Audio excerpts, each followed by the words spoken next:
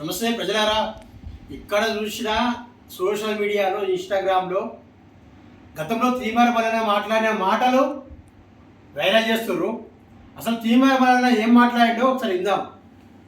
రెడ్డి వచ్చిన తర్వాత లేకపోతే ఉత్తమ్ కుమార్ రెడ్డి వచ్చిన తర్వాత మొత్తం జీవితాలు మారిపోతారు అనుకున్నా. ఏం మారాయి? వీళ్ళు ఇంకా ప్రమాదకరం, వీళ్ళు ఇంకా ప్రమాదకరం.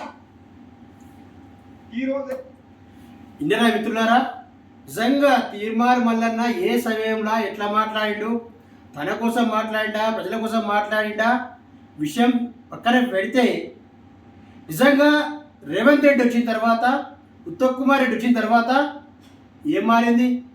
ప్రజల బతుకులు మారలే, పేదల బతుకులు మారలే, ఇందిరామిల్లు రాలే, గులకుర్మకు న్యాయం జరగలే, బీసీ న్యాయం జరగలే. ఒకటే ఒకటి జరిగింది, ఒక దుర్మార్గమైన పాలన. ఎట్లా నడుస్తుందంటే మొత్తం రెడ్డిలే, చైర్మన్ రెడ్డిలే, ఎమ్మెల్యేలు రెడ్డిలే, మంత్రులు రెడ్డిలే, మొత్తం రెడ్డిలే రాజ్యం వేసేసిండు రేవంత్ రెడ్డి వచ్చి.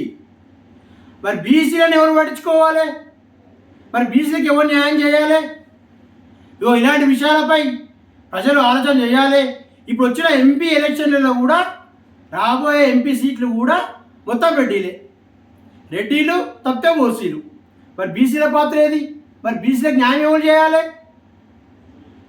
నిజంగా తీర్మానం వలన చెప్పినట్టు ఏం మారలే, అంతకంతా పరిస్థితి దిగజారింది.